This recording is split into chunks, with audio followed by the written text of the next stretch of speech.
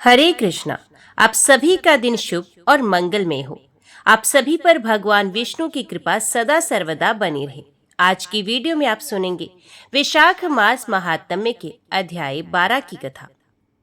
श्री राम ने अगस्त्य जी से कहा, हे विप्रवर, इक्ष्वाकु वंश में उत्पन्न हुए किसी पुरुष के मुख से कभी ब्राह्मणों ने कटु वचन तक नहीं सुना था, किंतु मैंने उनकी हत्या कर डाली। वर्ण और आश्रम के भेद से भिन्न भिन्न धर्मों के मूल है। वेद और वेदों के मूल है ब्राह्मण। ब्राह्मण वंश ही वेदों की संपूर्ण शाखाओं को धारण करने वाला एकमात्र वृक्ष है। ऐसे ब्राह्मण कुल का मेरे द्वारा संहार हुआ है। ऐसी अवस्था में मैं क्या करूं जिससे मेरा कल्याण हो।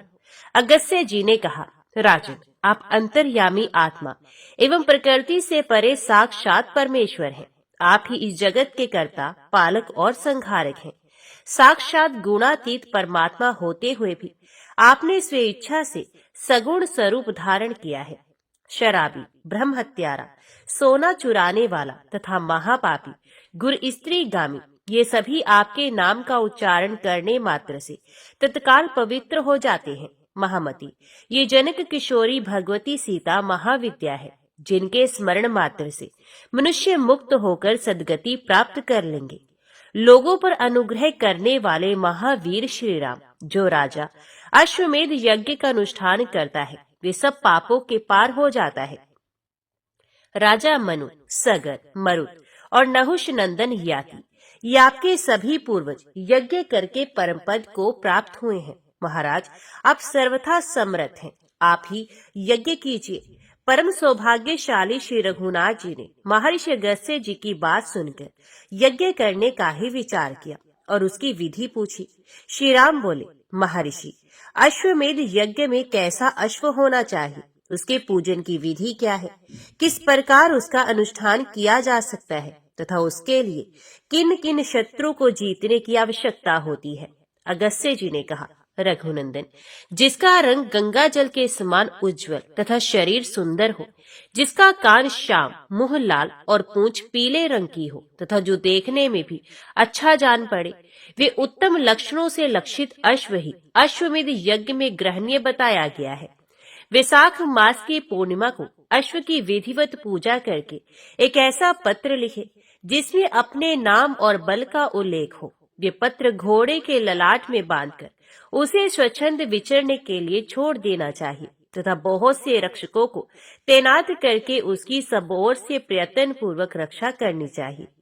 यज्ञ का घोड़ा जहाँ जहाँ भी जाए, उन सब स्थानों पर रक्षकों को भी जाना चाहिए। जो कोई राजा अपने बल या पराक्रम के घमंड में आकर उस घोड़े को जबरदस्ती बांध ले, उससे लड़ भिड़कर उस अश्व को बलपूर्वक छीन लाना रक्षकों का कर्तव्य है। जब तक अश्व लौट कर न आ जाए, तब तक यज्ञकर्ता को उत्तम विधि एवं नियमों का पालन करते हुए राजधानी में ही रहना चाहिए। वे ब्रह्मचर्य का पालन करे और मृग का सींग हाथ में धारण किए रहे। यज्ञ संबंधी व्रत का पालन करने के साथ ही 1 वर्ष तक दीनों, अंधों और दुखियों को धन आदि देकर संतुष्ट करते रहना चाहिए। महाराज, बहुत सा धन और अन्न दान करना चाहिए। याचक जिस जिस वस्तु के लिए याचना करे, बुद्धिमान दाता को उसे वही वही वस्तु देनी चाहिए। इस प्रकार का कार्य करते हुए यजमान का यज्ञ जब भली भांति पूर्ण हो जाता है, तो वे सब पापों का नाश कर डालता है। शत्रुओं का नाश करने वाले रघुनाथ जी, आप ये सब कुछ करने, सब नियमों को पालने तथा अश्व का विधिवत पूजन करने में समर्थ हैं। अतः इस यज्ञ के द्वारा अपनी विशाल कीर्ति का विस्तार करके दूसरे मनुष्यों को भी पवित्र कीजिए। श्री रामचंद्र जी ने कहा, विप्रवर, आप इस समय मेरी अश्वशाला का निरीक्षण कीजिए और देखिए उसमें ऐसे उत्तम लक्षणों से संपन्न घोड़े हैं या नहीं। भगवान की बात सुनकर दयालु महर्षि उठकर खड़े हो गए और यज्ञ के योग्य उत्तम घोड़ों को देखने के लिए चल दिए। श्री रामचंद्र जी के साथ अश्वशाला में जाकर उन्होंने देखा, वह चित्र विचित्र शरीर वाले अनेकों प्रकार के अश्व थे, जो मन के समान वेगवान और अत्यंत बलवान प्रतीत होते थे। उसमें ऊपर बताए हुए रंग के 1-2 नहीं, सैकड़ों घोड़े थे, जिनकी पूंछ पीली और मुख लाल थी। साथ ही वे सभी तरह के शुभ लक्षणों से संपन्न दिखाई देते थे। उन्हें देखकर अगस्त्य जी बोले, रघुनंदन, आपके यहाँ अश्वमेध के योग्य बहुत से सुंदर घोड़े हैं, अतः आप विस्तार के साथ उस यज्ञ का अनुष्ठान कीजिए। महाराज श्री राम आप महान सौभाग्यशाली हैं। देवता और असुर सभी आपके चरणों पर मस्तक झुकाते हैं, अतः आपको इस यज्ञ का अनुष्ठान अवश्य ही करना चाहिए। मुनि के इस वचन से उन्होंने यज्ञ के सभी मनोहर संभार एकत्रित किए। तत्पश्चात महाराज श्री राम मुनियों के साथ सरयू तट पर आए और सोने के हलों से 4 योजन लंबी चौड़ी बहुत बड़ी भूमि को जोता। इसके बाद उन पुरुषोत्तम ने यज्ञ के लिए अनेकों मंडप बनवाए और योनि एवं मेखला से युक्त कुंड का विधिवत निर्माण करके उसे अनेकों रत्नों से सुसज्जित एवं सब प्रकार की शोभा से संपन्न बनाया। महान तपस्वी एवं परम सौभाग्यशाली मुनिवर वशिष्ठ ने सब कार्य वेद शास्त्र की विधि के अनुसार संपन्न कराया। उन्होंने अपने शिष्य को महर्षियों के आश्रमों पर भेजकर कहलाया कि श्री रघुनाथ जी अश्वमेध का यज्ञ अनुष्ठान करने के लिए उद्यत हुए हैं, अतः आप सब लोग उसमें पधारे। इस प्रकार आमंत्रित होकर वे सभी तपस्वी महर्षि भगवान श्री राम के दर्शन के लिए अत्यंत उत्कंठित होकर वहां आए। नारद, असित, पर्वत, कपिल मुनि, जातुकर्ण्य, अगिरा, अष्टरेणी, अत्रि, गौतम, हारित, याज्ञवल्क्य तथा संवर्त आदि महात्मा भी भगवान श्री राम के अश्वमेध यज्ञ में आए। श्री रघुनाथ जी ने बड़े आनंद के साथ उठकर उनका स्वागत सत्कार किया और उन्हें प्रणाम करके अर्घ्य तथा आसन आदि देकर उन सब की विधिवत पूजा की। फिर गो और स्वर्ण निवेदन करके वे बोले, महर्षियों, मेरे बड़े भाग्य हैं जो आपके दर्शन हुए हैं। ब्राह्मण, इस प्रकार जब वहां बड़े बड़े ऋषियों का समुदाय एकत्रित हुआ तो उनमें वर्ण और आश्रम के अनुकूल धर्म विषयक चर्चा होने लगी। वात्स्यायन जी ने शेष जी से कहा, भगवान, वहां धर्म के संबंध में क्या क्या बातें हुई, कौन सी अद्भुत बात बताई गई? उन महात्माओं ने सब लोगों पर दया करके किस विषय का वर्णन किया? शेष जी ने कहा, मुने, महापुरुषों में श्रेष्ठ दशरथ नंदन भगवान श्री राम ने सब मुनियों को एकत्रित देखकर उनसे समस्त वर्णों और आश्रमों के धर्म के बारे में पूछा। श्री रघुनाथ जी के पूछने पर उन महर्षियों ने जिन जिन महान गुणकारी धर्मों का वर्णन किया उन सबको मैं विधि पूर्वक बतलाऊंगा, आप ध्यान देकर सुनो। ऋषि बोले, ब्राह्मण को सदा यज्ञ करना और वेद पढ़ाना आदि कार्य करना चाहिए। वे ब्रह्मचर्य आश्रम में वेदों का अध्ययन पूर्ण करके इच्छा हो तो विरक्त हो जाए और यदि ऐसी इच्छा ना हो तो गृहस्थ आश्रम में प्रवेश करे। नीच पुरुषों की सेवा से जीविका चलाना ब्राह्मण के लिए सदा त्याज्य है। वे आपत्ति में पड़ने पर भी कभी सेवा वृत्ति से जीवन निर्वाह न करे।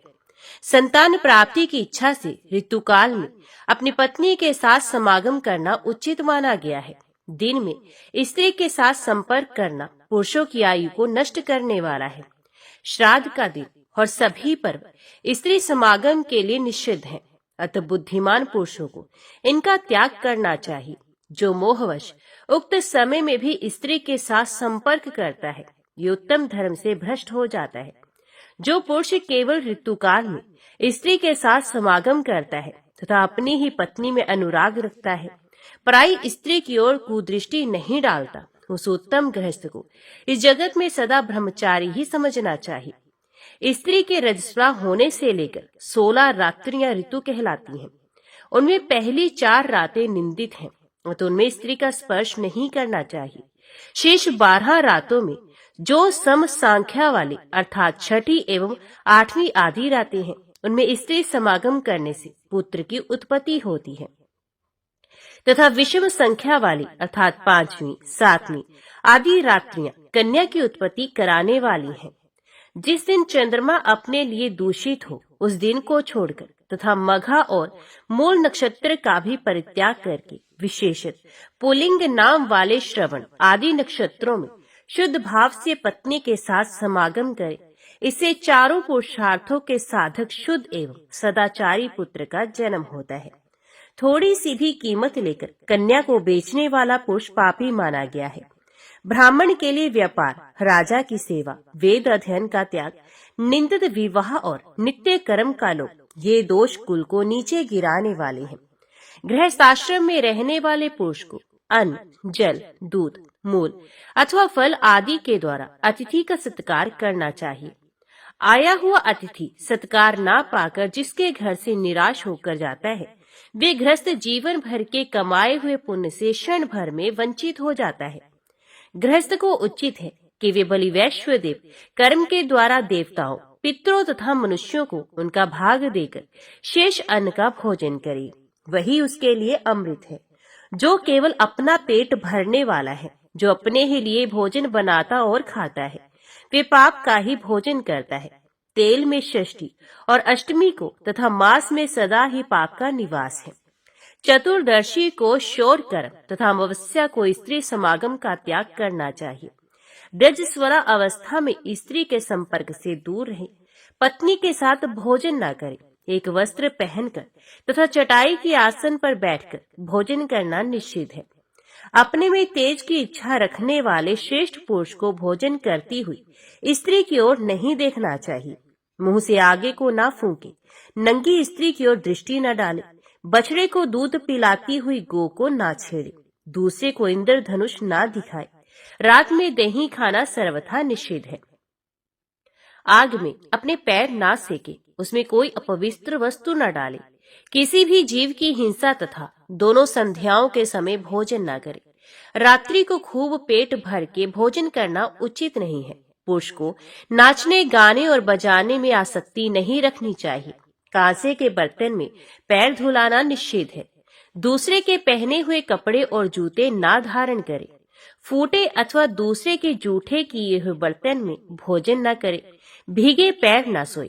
हाथ और मुंह के जूठे रहते कहीं न जाए। सोते सोते ना खाए। उच्चिष्ट अवस्था में मस्तक का स्पर्श ना करे। दूसरों के गुप्त भेद ना खोले। इस प्रकार गृहस्थ धर्म का समय पूरा करके वानप्रस्थ आश्रम में प्रवेश करे। उस समय इच्छा हो तो वैराग्य पूर्वक स्त्री के साथ रहे अथवा स्त्री को साथ ना रखकर उसे पुत्रों के अधीन सौंप दे।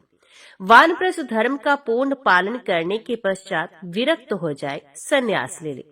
वात्स्यायन जी, उस समय महर्षियों ने उपर्युक्त प्रकार से अनेकों धर्मों का वर्णन किया तथा संपूर्ण जगत के महान हितैषी भगवान श्री राम ने उन सबको ध्यान पूर्वक सुना।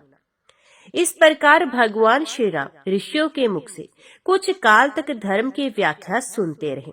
इतने में वसंत का समय उपस्थित हुआ, जबकि महापुरुषों के यज्ञ आदि शुभ कर्मों का प्रारंभ होता है। वे समय आया देख बुद्धिमान महर्षि वशिष्ठ ने संपूर्ण जगत के सम्राट श्री रामचंद्र जी से यथोचित वाणी में कहा, महाबाहु रघुनाथ जी, अब आपके लिए वे समय आ गया है जबकि यज्ञ के लिए निश्चित किए हुए अश्व की भली भांति पूजा करके उसे पृथ्वी पर भ्रमण करने के लिए छोड़ा जाए। इसके लिए सामग्री एकत्रित हो, अच्छे अच्छे ब्राह्मण बुलाए जाए तथा स्वयं आप ही उन ब्राह्मणों की यथोचित पूजा करें। दीनों, अंधों और दुखियों का विधिवत सत्कार करके उन्हें रहने का स्थान दे और उनके मन में जिस वस्तु के पाने की इच्छा हो वही उन्हें दान की जाए। आप स्वर्ण में सीता के साथ यज्ञ की दीक्षा लेकर उसके नियमों का पालन करें। पृथ्वी पर सोए, ब्रह्मचारी रहें तथा धन संबंधी भोगों का परित्याग करें। आपके कटिभाग में मेखला सुशोभित हो। आप हरिण का सिंह, मृग चर्म तथा दंड धारण करें तथा सब प्रकार के सामान और द्रव्य एकत्रित करके यज्ञ का आरंभ करें। महर्षि वशिष्ठ के ये उत्तम और यथार्थ वचन सुनकर परम बुद्धिमान श्री रामचंद्र जी ने लक्ष्मण से अभिप्राय युक्त बातें कही। श्री राम जी बोले, लक्ष्मण, मेरी बात सुनो और सुनकर तुरंत उसका पालन करो। जाओ, प्रयत्न करके अश्वमेध यज्ञ के लिए उपयोगी अश्व ले आओ। शेष जी कहते हैं, श्री रामचंद्र जी के वचन सुनकर शत्रु विजय लक्ष्मण ने सेनापति से कहा, वीर, मैं तुम्हें एक अत्यंत प्रिय वचन सुना रहा हूँ, सुनो। श्री रघुनाथ जी की आज्ञा के अनुसार शीघ्र ही हाथी, घोड़े, रथ तथा पैदल से युक्त चतुरंगनी सेना तैयार करो, जो काल की सेना का भी विनाश करने में समर्थ हो। महात्मा लक्ष्मण का ये कथन सुनकर कालजीत नाम वाले सेनापति ने सेना को सुसज्जित किया। उस समय लक्ष्मण के आदेश अनुसार सजाकर आए हुए अश्वमेध यज्ञ के अश्व की बड़ी शोभा हुई। एक श्रेष्ठ पुरुष ने उसकी वाग डोर पकड़ रखी थी। उस चिन्ह विशेष उसकी शोभा बढ़ा रहा था। अपने छोटे छोटे रोए के कारण भी वे बड़ा सुंदर जान पड़ता था। उसके गले में घुंघरू पहनाए गए थे जो एक दूसरे से मिले नहीं थे। विस्तृत कंठ कोश में मणि सुशोभित थी। मुख की कांति भी बड़ी विशद थी और उसके दोनों कान छोटे छोटे तथा काले थे। घास के ग्रास से उसका मुंह बड़ा सुहावना जान पड़ता था और चमकीले रत्नों से उसको सजाया भी गया था। इस प्रकार सज धज कर मोतियों की मालाओं से सुशोभित वे अश्व बाहर निकला। उसके ऊपर श्वेत छत्र तना हुआ था। दोनों ओर से दो सफेद चवर उसकी शोभा बढ़ा रहे थे। सारांश ये है कि उस अश्व का सारा शरीर ही नाना प्रकार के शोभा साधनों से संपन्न था। जिस प्रकार देवता लोग सेवा के योग्य श्रीहरि की सब ओर से सेवा करते हैं, उसी प्रकार बहुत से सैनिक उस घोड़े के आगे पीछे और बीच में रहकर उसकी रक्षा कर रहे थे। तदंतर सेनापति कालजित ने अपनी विशाल सेना को कूच करने की आज्ञा दी। आज्ञा पाकर जन समुदाय से भरी हुई वे विशाल वाहिनी शत्रुओं से सूर्य को ओट में करके अपनी छवनी से निकली। उस सेना के सभी श्रेष्ठ वीर श्री रघुनाथ जी के यज्ञ के लिए सुसज्जित हो गरजते तथा युद्ध के लिए उत्साह प्रकट करते हुए बड़े हर्ष में भरकर चले। सभी सैनिक हाथ में धनुष, पार्श्व और खड्ग धारण किए सैनिक शिक्षा के अनुसार सफुट गति से चलते हुए बड़ी तेजी के साथ महाराज श्री राम के पास उपस्थित हुए। ये घोड़ा भी आकाश में उछलता तथा पृथ्वी को अपनी टाप से खोदता हुआ धीरे धीरे यज्ञ चिन्ह से युक्त मंडप के पास पहुंचा। घोड़े को आया देख श्री रामचंद्र जी ने महर्षि वशिष्ठ को समयोचित कार्य करने के लिए प्रेरित किया। महर्षि वशिष्ठ ने श्री रामचंद्र जी को स्वर्णमयी पत्नी के साथ बुलाकर अनुष्ठान आरंभ कराया। उस यज्ञ में वेद शास्त्रों का विवेचन करने वाले बुद्धिमान महर्षि वशिष्ठ, जो श्री रघुनाथ जी के वंश के आदि गुरु थे, आचार्य हुए। तपोनिधि अगस्त्य जी ने ब्रह्मा का कार्य संभाला। वाल्मीकि मुनि अधर्वयु बनाए गए और कनव द्वारपाल। उस यज्ञ मंडप के 8 द्वार थे जो तोरण आदि से सुसज्जित होने के कारण बहुत सुंदर दिखाई देते थे।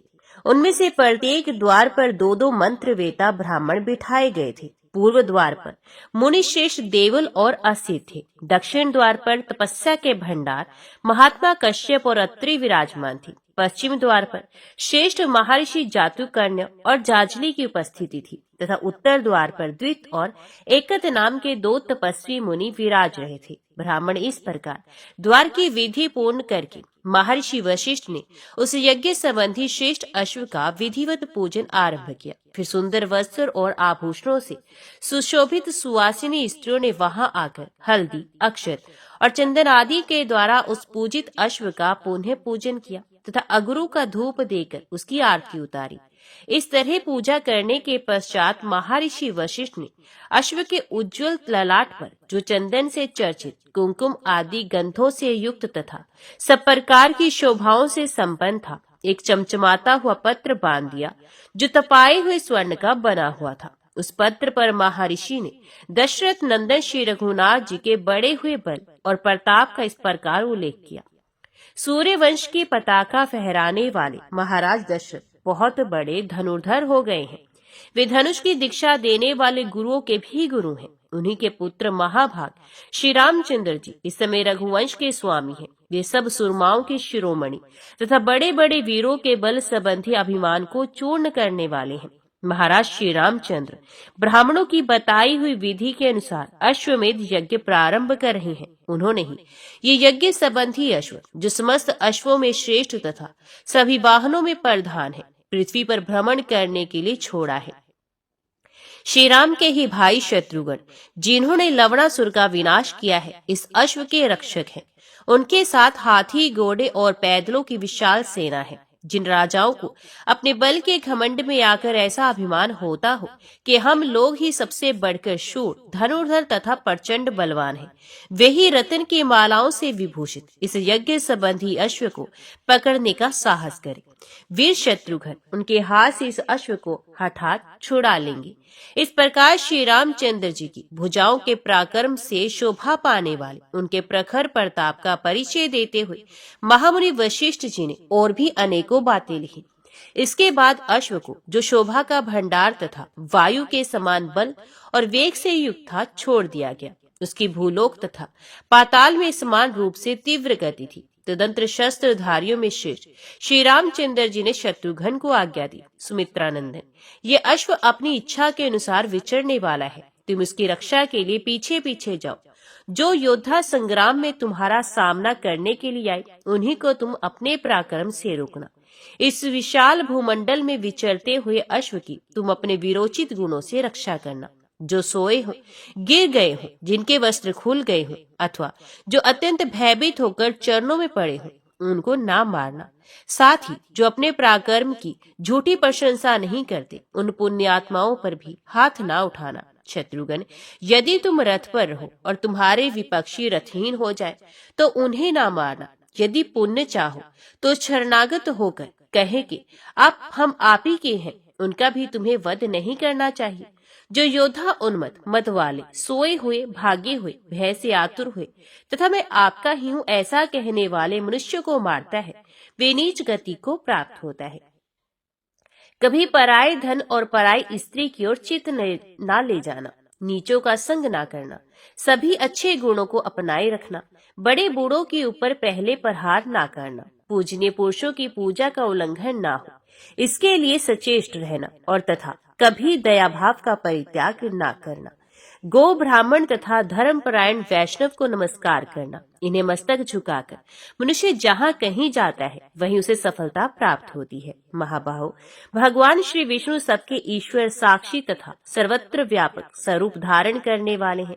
जो उनके भक्त हैं वे भी उन्हीं के रूप में सर्वत्र विचरते हैं। जो लोग संपूर्ण भूतों के हृदय में स्थित रहने वाले महाविष्णु का स्मरण करते हैं, उन्हें साक्षात महाविष्णु के समान ही समझना चाहिए, जिनके लिए कोई अपना या पराया नहीं है, तथा जो अपने साथ शत्रुता रखने वाले को भी मित्र ही मानते हैं।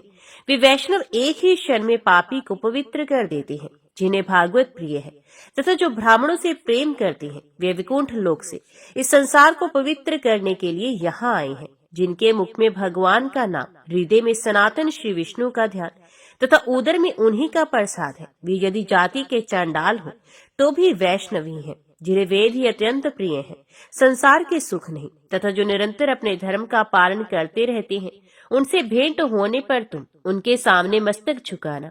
जिनकी दृष्टि में शिव और विष्णु में तथा ब्रह्मा और शिव में कोई भेद नहीं, उनके चरणों के पवित्र धूलि मैं अपने शीश चढ़ाता हूँ।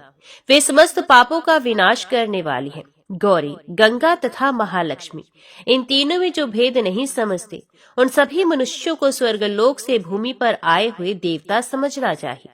जो अपनी शक्ति के अनुसार भगवान की प्रसन्नता के लिए शरणागतों की रक्षा तथा बड़े बड़े दान किया करते हो, ऐसे वैष्णवों में सर्वश्रेष्ठ समझो।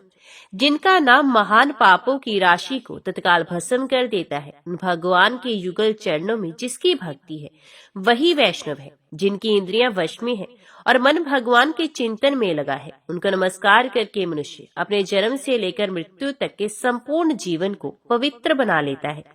पराई स्त्रियों को तलवार की धार समझकर यदि तुम उनका परित्याग करोगे तो संसार में तुम्हें सुयश से सुशोभित ऐश्वर्य की प्राप्ति होगी। इस प्रकार मेरे आदेश का पालन करते हुए तुम उत्तम योग के द्वारा प्राप्त होने वाले परम धाम को पा सकती हो, जिसकी सभी महात्माओं ने प्रशंसा की है।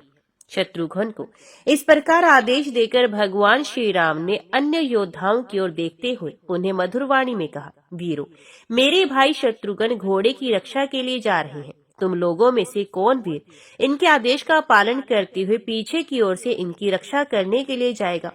जो अपने मरम भेदी अस्त्र शस्त्रों द्वारा सामने आए हुए सब वीरों को जीतने तथा भूमंडल में अपने सुयश को फैलाने में समर्थ हो, वे मेरे हाथ पर रखा हुआ ये बीड़ा उठा ले। श्री रघुनाथ जी के ऐसा कहने पर भरत कुमार पुष्कर ने आगे बढ़कर उनके करकमल से वे बीड़ा उठा लिया और कहा, स्वामिन, मैं जाता हूँ।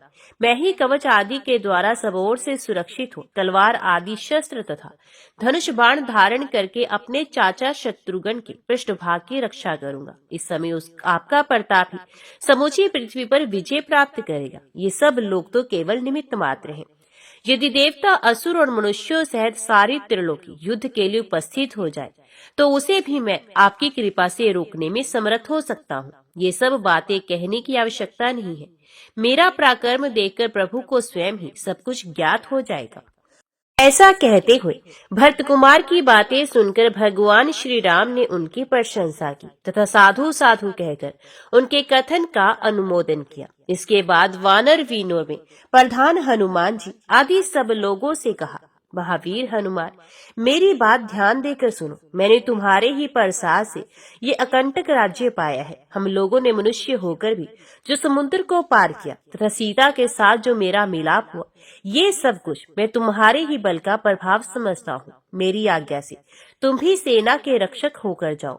मेरे भाई शत्रुघ्न की मेरी ही भांति तुम्हें रक्षा करनी चाहिए। महामते, जहाँ जहाँ भाई शत्रुघ्न की बुद्धि विचलित हो, वहाँ वहाँ तुम इन्हें समझा बुझाकर कर्तव्य का ज्ञान कराना। परम बुद्धिमान श्री रामचंद्र जी का ये श्रेष्ठ वचन सुनकर हनुमान जी ने उनकी आज्ञा शिरोधार्य की और जाने के लिए तैयार होकर प्रणाम किया। तब महाराज ने जामवान को भी साथ जाने का आदेश दिया और कहा, अंगद, गव्य, मयंक, दधिमुख, वानर राज सुग्रीव, शतबली, अक्षिक, नील, नल, मनोवेग तथा अधिगंता आदि सभी वानर सेना के साथ जाने को तैयार हो जाएं। सब लोग रथों तथा स्वर्ण में आभूषणों से विभूषित अच्छे अच्छे घोड़ों पर सवार हो बख्तर और टोप से सज धज कर शीघ्र यहाँ से यात्रा करें।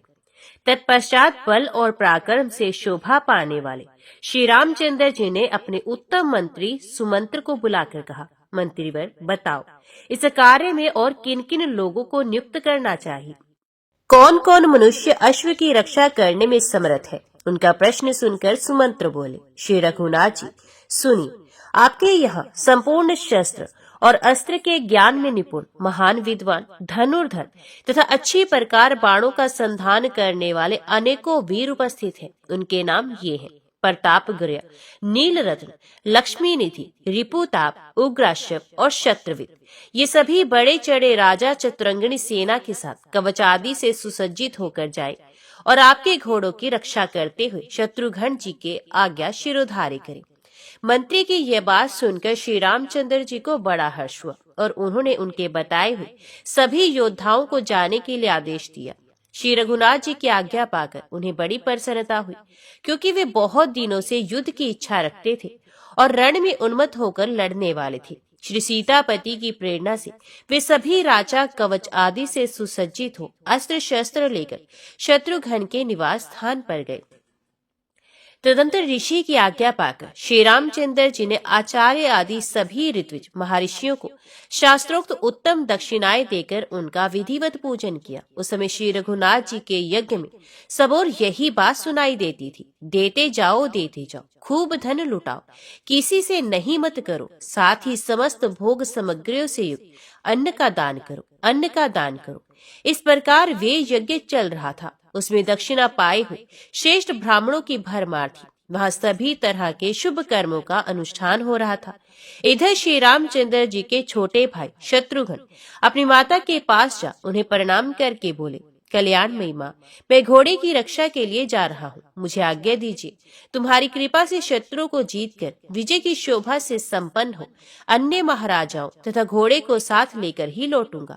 माता बोली, बेटा जाओ, महावीर तुम्हारा मार्ग मंगलमय हो। सुमते, तुम अपने समस्त शत्रुओं को जीतकर फिर यहाँ लौट आओ। तुम्हारा भतीजा पुष्कर धर्मज्ञों में श्रेष्ठ है, उसकी रक्षा करना। बेटा, तुम पुष्कर के साथ सकुशल लौटकर आओगे, तभी मुझे अधिक प्रसन्नता होगी। अपनी माता की ऐसी बात सुनकर शत्रुघ्न ने उत्तर दिया, माँ, मैं अपने शरीर की भांति पुष्कर की रक्षा करूंगा तथा जैसा मेरा नाम है उसके अनुसार शत्रुओं का नाश करके प्रसन्नता पूर्वक लौटूंगा। तुम्हारे इन युगल चरणों का स्मरण करके मैं कल्याण का ही भागी होऊंगा। ऐसा कहकर वीर शत्रुघ्न वहां से चल दिए तथा यज्ञ मंडप से छोड़ा हुआ वे यज्ञ का अश्व अस्त्र शस्त्रों की विद्या में प्रवीण संपूर्ण योद्धाओं द्वारा चारों ओर से घिरकर सबसे पहले पूर्व दिशा की ओर गया। उसका वेग वायु के समान था। जब वे चलने को उदित हुआ तो उनकी दाहिनी बाह फड़क उठी और उन्हें कल्याण तथा विजय की सूचना देने लगी। उधर पुष्कल अपने सुंदर एवं समृद्धिशाली महल में गए और वहां अपनी पतिव्रता पत्नी से मिले, जो स्वामी के दर्शन के लिए उत्कंठित थी और उन्हें देखकर हर्ष में भर गई थी। उससे मिलकर पुष्कल ने कहा, भद्रे, मैं चाचा शत्रुघ्न का पृष्ठपोषक होकर रथ पर सवार हो यज्ञ के घोड़े की रक्षा के लिए जा रहा हूँ। इस कार्य के लिए मुझे श्री रघुनाथ जी की आज्ञा मिल चुकी है। तुम यहाँ रहकर मेरी समस्त माताओं का सत्कार करना तथा चरण दबाना आदि सभी प्रकार की सेवाएं करना, उनके प्रत्येक कार्य में उनकी आज्ञा का पालन करने में आदर एवं उत्साह के साथ प्रवृत्त होना। यहाँ लोपामुद्रा आदि जितनी पतिव्रता देवियां आई हुई हैं, वे सभी अपने तपोबल से सुशोभित एवं कल्याणमयी हैं। तुम्हारे द्वारा उनमें से किसी का अपमान ना हो जाए, इसके लिए सदा सावधान रहना। पुष्कल जब इस प्रकार उपदेश दे चुकी तो उनकी पतिव्रता पत्नी कांतिमती ने पति की ओर प्रेम पूर्ण दृष्टि से देखा तथा अत्यंत विश्वस्त होकर मंद मंद मुस्कुराती हुई वे गदगद वाणी में बोली, नाथ, संग्राम में आपकी सर्वत्र विजय हो। आपको चाचा शत्रुघ्न जी की आज्ञा का सर्वथा पालन करना चाहिए तथा जिस प्रकार भी घोड़े की रक्षा हो उसके लिए सचेष्ट रहना चाहिए। स्वामी, आप शत्रु पर विजय प्राप्त करके अपने श्रेष्ठ कुल की शोभा बढ़ाइए। महाबाहो, जाइए, इस यात्रा में आपका कल्याण हो। यह है आपका धनुष जो उत्तम गुण से सुशोभित है, इसे शीघ्र ही हाथ में लीजिए। इसके टंकार सुनकर आपके शत्रुओं का दल भय से व्याकुल हो उठेगा। वीर, ये आपके दोनों तरकश हैं, इन्हें बांध लीजिए जिससे युद्ध में आपको सुख मिले। इसमें वैरियों को टुकड़े टुकड़े कर डालने वाले अनेक बाण भरे हैं। प्राणनाथ, कामदेव के समान सुंदर अपने शरीर पर ये सुदृढ़ कवच धारण कीजिए, जो विद्युत की प्रभा के समान अपने महान प्रकाश से अंधकार को दूर किए देता है। प्रियतम, अपने मस्तक पर मुकुट भी पहन लीजिए, जो मन को लुभाने वाला है। साथ ही मणियों और रत्नों से विभूषित ये 2 उज्जवल कुंडल हैं, इन्हें कानों में धारण कीजिए। पुष्कल ने कहा, प्रिय, तुम जैसा कहती हो वे मैं सब करूंगा। वीर पत्नी कांतिमती, तुम्हारी इच्छा के अनुसार मेरी उत्तम कीर्ति का विस्तार होगा। ऐसा कहकर पराक्रमी वीर पुष्कल ने कांतिमती के दिए हुए कवच, सुंदर मुकुट, धनुष और विशाल तरकश, इन सभी वस्तुओं को ले लिया। उन सबको धारण करके वे वीरोचित शोभा से संपन्न दिखाई देने लगे। उस समय संपूर्ण अस्त्र शस्त्रों के ज्ञान में प्रवीण उत्तम योद्धा पुष्कल की शोभा बहुत बढ़ गई। पतिव्रता कांतिमती ने अस्त्र शस्त्रों से शोभायमान अपने पति को वीर माला से विभूषित किया तथा कुमकुम, अगुरु, कस्तूरी और चंदन आदि से उनकी पूजा करके अनेकों फूलों के हार पहनाए, जो घुटने तक लटक कर पुष्कल की कांति बढ़ा रहे थे। पूजन के पश्चात उस सती ने बारंबार पति की आरती उतारी। उसके बाद पुष्कल बोले, भामिनी, अब मैं तुम्हारे सामने ही यात्रा करता हूँ। पत्नी से ऐसा कहकर वे सुंदर रथ पर आरूढ़ हुए और अपने पिता भरत तथा स्नेह विवला माता मांडवी का दर्शन करने के लिए गए। वहां जाकर उन्होंने बड़ी प्रसन्नता के साथ पिता और माता के चरणों में मस्तक झुकाया। फिर पिता और माता की आज्ञा लेकर वे पुलकित शरीर से शत्रुघ्न की सेना में गए, जो बड़े बड़े वीरों से सुशोभित थी। तदंतर शत्रुघ्न श्री रघुनाथ जी के महायज्ञ संबंधी घोड़े को आगे करके अनेकों रथियों, पैदल चलने वाले शूरवीरों, अच्छे अच्छे घोड़ों और सवारों से घिरकर बड़ी प्रसन्नता के साथ आगे बढ़े। वे घोड़े के साथ साथ पांचाल, कुरु, उत्तर कुरु और दशार्ण आदि देशों में, जो संपत्तियों से बहुत बड़े चढ़े थे, भ्रमण करते रहे। शत्रुघ्न जी सब प्रकार की शोभा से संपन्न थे। उन्हें उन सभी देशों में श्री रामचंद्र जी की संपूर्ण सुयश की कथा सुनाई पड़ती थी। लोग कहते थे, श्री रघुनाथ जी ने रावण नामक असुर को मारकर अपने भक्तजनों की रक्षा की है। अब उन्हें अश्वमेध आदि पवित्र कार्यों का अनुष्ठान आरंभ करके भगवान श्री राम त्रिभुवन में अपने सुयश का विस्तार करते हुए संपूर्ण लोगों की भय से रक्षा करेंगे। इस तरह भगवान का यशोगान करने वाले लोगों पर संतुष्ट होकर पुष्यश्रेष्ठ शत्रुघ्न जी उन्हें पुरस्कार के रूप में सुंदर हार, नाना प्रकार के रत्न और बहुमूल्य वस्त्र देते थे। श्री रघुनाथ जी के सचिव थे, जिनका नाम था सुमति। वे संपूर्ण विद्याओं में प्रवीण और तेजस्वी थे। वे भी शत्रुघ्न जी के अनुगामी होकर आए थे। महावीर शत्रुघ्न उनके साथ अनेकों गांव और जनपदों में गए, किंतु श्री रघुनाथ जी के प्रताप से कोई भी उस घोड़े का अपहरण ना कर सका।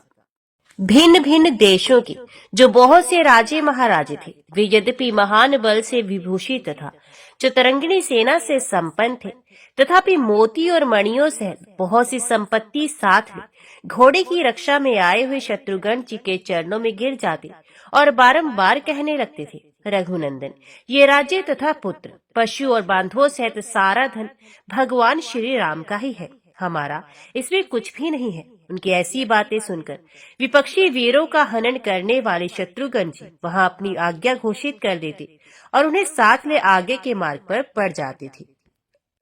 इस प्रकार आगे आगे बढ़ते हुए शत्रुघ्न जी घोड़े के साथ अहिशिन्ना नगरी के पास जा पहुंचे, जो नाना प्रकार के मनुष्यों से भरी हुई थी। उसमें ब्राह्मणों तथा अन्यान्य द्विजों का निवास था। अनेकों प्रकार के रत्नों से वे पूरी सजाई गई थी। सोने और स्फटिक मणि के बने हुए महल तथा गोपुर उस नगरी की शोभा बढ़ा रहे थे। वहां के मनुष्य सब प्रकार के भोग भोगने वाले तथा सदाचार से सुशोभित थे। वहां बाण संधान करने में चतुर वीर हाथों में धनुष लिए उस पुरी के श्रेष्ठ राजा सुमद को प्रसन्न किया करते थे। शत्रुघ्न ने दूर से ही उस नगरी को देखा। उसके पास ही एक उद्यान था, जो उस नगर में सबसे श्रेष्ठ और शोभायमान दिखाई देता था। तमाल और ताल आदि के वृक्ष उसकी सुषमा को और भी बढ़ा रहे थे।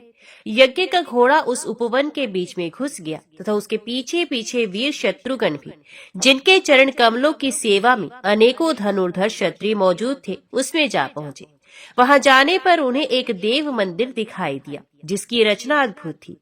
वे कैलाश शिखर के समान ऊंचा तथा शोभा से संपन्न था। देवताओं के लिए वे सेव्य जान पड़ता था। उस सुंदर देवालय को देखकर श्री रघुनाथ जी के भाई शत्रुघ्न ने अपने सुमति नामक मंत्री से, जो अच्छे वक्ता थे, पूछा, मंत्रीवर बताओ, ये क्या है?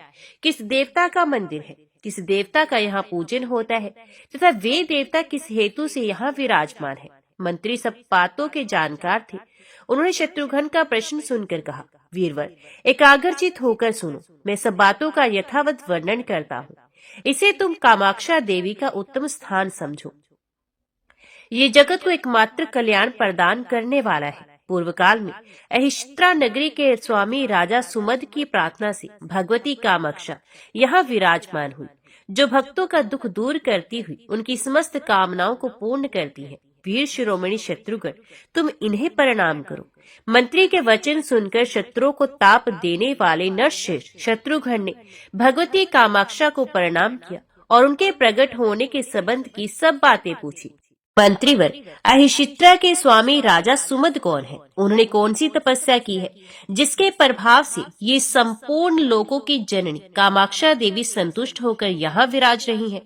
सुमति ने कहा, हेमकूट नाम से प्रसिद्ध एक पवित्र पर्वत है, जो संपूर्ण देवताओं से सुशोभित रहा करता है। वह ऋषि मुनियों से सेवित विमल नाम का एक तीर्थ है। वही राजा सुमद ने तपस्या की थी। उनके राज्य की सीमा पर रहने वाले संपूर्ण सामंत नरेशों ने, जो वास्तव में शत्रु थे, एक साथ मिलकर उनके राज्य पर चढ़ाई की। उस युद्ध में उनके पिता, माता तथा प्रजावर्ग के लोग भी शत्रुओं के हाथ से मारे गए। तब सर्वथा असहाय होकर राजा सुमद तपस्या के लिए उपयोगी विमल तीर्थ में गए और वहां 3 वर्ष तक एक पैर से खड़े हो मन ही मन जगदम्बा का ध्यान करते रहे। उस समय उनकी आंखें नासिका के अग्रभाग पर जमी रहती थी।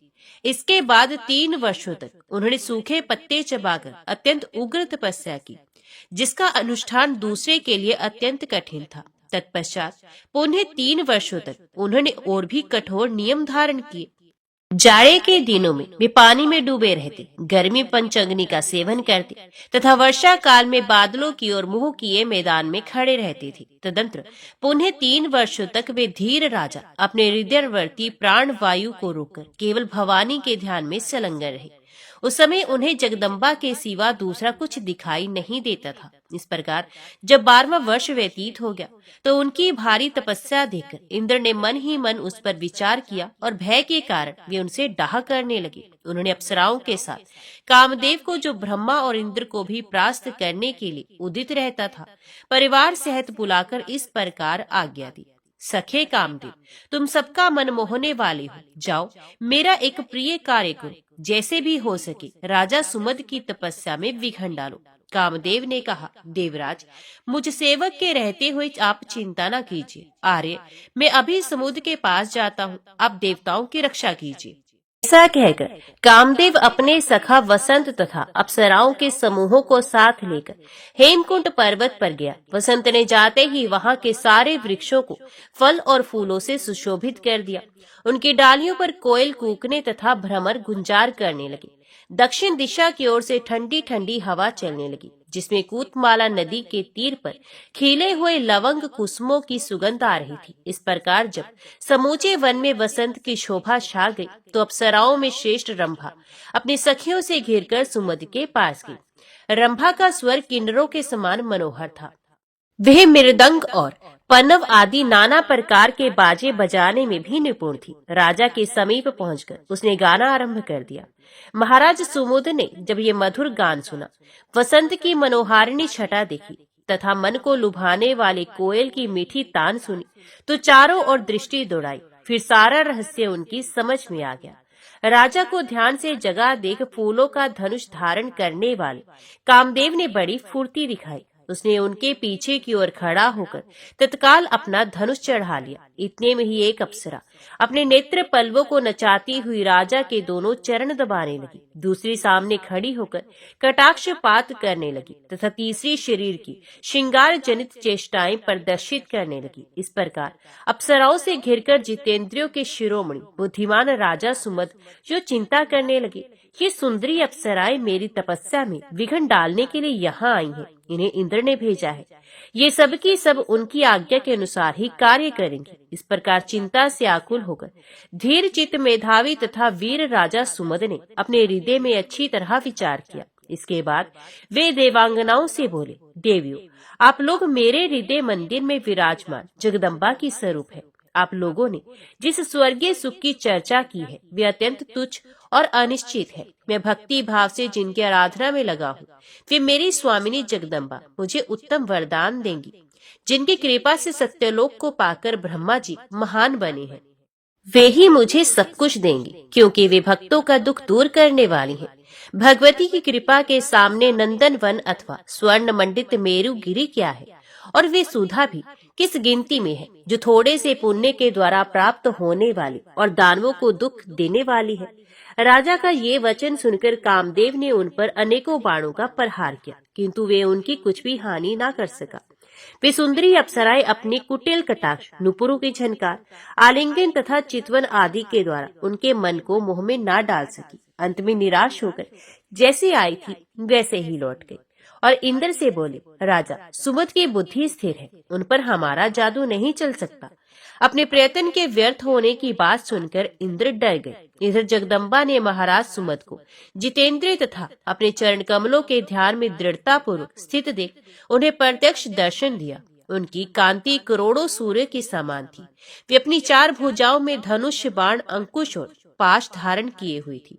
माता का दर्शन पाकर बुद्धिमान राजा को बड़ी प्रसन्नता हुई। उन्हें बारंबार मस्तक झुकाकर भक्ति भावना से प्रकट हुई माता दुर्गा को प्रणाम किया। वे बारंबार राजा के शरीर पर अपने कोमल हाथ फेरती हुई हंस रही थी। महामती राजा सुमद के शरीर में रोमांच हुआ। उनके अंतकरण की वृत्ति भक्ति भाव से उत्कंठित हो गई और वे गदगद स्वर से माता की इस प्रकार स्तुति करने लगे, देवी आपकी जय हो। महादेवी, भक्तजन सदा आपकी सेवा करते हैं। ब्रह्मा और इंद्र आदि समस्त देवता आपके युगल चरणों की आराधना में लगे रहते हैं। आप आपके स्पर्श से रहते हैं। आप ही के प्रताप से अग्निदेव प्राणियों के भीतर और बाहर स्थित होकर सारे जगत का कल्याण करते हैं। महादेवी, देवता और असुर सभी आपके चरणों में मस्तक झुकाते हैं। आप ही विद्या तथा आप ही भगवान विष्णु की महामाया है। एकमात्र आप ही जगत को पवित्र करने वाली हैं। आप ही अपनी शक्ति से इस संसार की सृष्टि और पालन करती हैं। जगत एक जीवों को मोह में डालने वाली भी आप ही हैं। अब सब देवता आप ही से सिद्धि पाकर सुख होते हैं। माता, आप दया की स्वामिनी, सबकी वंदनीय तथा भक्तों पर स्नेह रखने वाली है। मेरा पालन कीजिए। मैं आपके चरण कमलों का सेवक हूँ। मेरी रक्षा कीजिए। सुमति ने कहा। इस प्रकार की हुई स्तुति से संतुष्ट होकर जगन माता कामाक्षा अपने भक्त सुमद से, जिनका शरीर तपस्या के कारण दुर्बल हो रहा था, बोली, बेटा, कोई उत्तम वर मांगो। माता का ये वचन सुनकर राजा सुमद को बड़ा हर्ष हुआ और उन्होंने अपना खोया हुआ अकंटक राज्य जगत माता भवानी के चरणों में अविचल भक्ति तथा अंत में संसार सागर से पार उतारने वाली मुक्ति का वरदान मांगा। माता कामाक्षा देवी ने कहा, सुमत, तुम सर्वत्र अकंटक राज्य प्राप्त करो और शत्रुओं के द्वारा तुम्हारी कभी पराजय न हो। जिस समय महायशस्वी श्री रघुनाथ जी रावण को मारकर सब सामग्रियों से सुशोभित अश्वमेध यज्ञ का अनुष्ठान करेंगे, उस समय शत्रु का दमन करने वाले उनके महावीर भ्राता शत्रुघ्न वीर आदि से घिरकर घोड़े की रक्षा करते हुए यहाँ आएंगे। तुम यहाँ उन्हें अपना राज्य, समृद्धि और धन आदि सब कुछ सौंपकर उनके साथ पृथ्वी पर भ्रमण करोगे तथा अंत में ब्रह्मा, इंद्र और शिव आदि से सेवित भगवान श्री राम को प्रणाम करके ऐसी मुक्ति प्राप्त करोगे जो यम नियमों का साधन करने वाले योगियों के लिए भी दुर्लभ है। ऐसा कहकर देवता और असुरों से अभिवंदित कामाक्षा देवी वहां से अंतर्ध्यान हो गई तथा सुमद भी अपने शत्रु को मारकर अहिष्त्रा नगरी के राजा हुए। वही ये इस नगरी के स्वामी राजा सुमद है। यद्यपि ये सब प्रकार के समर्थ तथा बल और वाहनों से संपन्न है तथा तुम्हारी यज्ञ संबंधी घोड़े को नहीं पकड़ेंगे, क्योंकि महामाया ने इस बात के लिए इनको भलीभांति शिक्षा दी है। सुमति के मुख से राजा सुमद का ये वृत्तांत सुनकर महायशस्वी, बुद्धिमान और बलवान शत्रुघ्न जी बड़े प्रसन्न हुए तथा साधु साधु कहकर उन्होंने अपना हर्ष प्रकट किया। उधर अशित्रा के स्वामी अपने सेवक गणों से घिरकर सुखपूर्वक राजसभा में विराजमान थे। वेद वेता ब्राह्मण तथा धन धान्य से संपन्न वैश्य भी उनके पास बैठे थे। उसे उनकी बड़ी शोभा हो रही थी। इसी समय किसी ने आकर राजा से कहा, स्वामी, ना जाने किसका घोड़ा नगर के पास आया है, जिसके ललाट में पत्र बंधा हुआ है। ये सुनकर राजा ने तुरंत ही एक अच्छे सेवक को भेजा और कहा, जाकर पता लगाओ कि इस राजा का घोड़ा मेरे नगर के निकट आया है। सेवक ने जाकर सब बात का पता लगाया और महान शत्रुओं से सेवित राजा सुमद के पास आरंभ से ही सारा वृतांत कह सुनाया। श्री रघुनाथ जी का घोड़ा है। ये सुनकर बुद्धिमान राजा को चिरकाल की पुरानी बात का स्मरण हो आया और उन्होंने सब लोगों को आज्ञा दी, धन धान्य से संपन्न जो मेरे आत्मीय जन है, वे सब लोग अपने अपने घरों पर तोरण आदि मांगलिक वस्तुओं की रचना करें। इन सब बातों के लिए आज्ञा देकर स्वयं राजा सुमद अपने पुत्र, पौत्र और रानी आदि समस्त परिवार को साथ लेकर शत्रुघ्न के पास गए। शत्रुघ्न ने पुष्कल आदि योद्धाओं तथा मंत्रियों के साथ देखा, वीर राजा सुमद आ रहे हैं। राजा ने आकर बड़ी प्रसन्नता के साथ शत्रुघ्न को प्रणाम किया और कहा, प्रभु, आज मैं धन्य और कृतार्थ हो गया हूँ। आपने यहाँ दर्शन देकर मेरा बड़ा सत्कार किया है।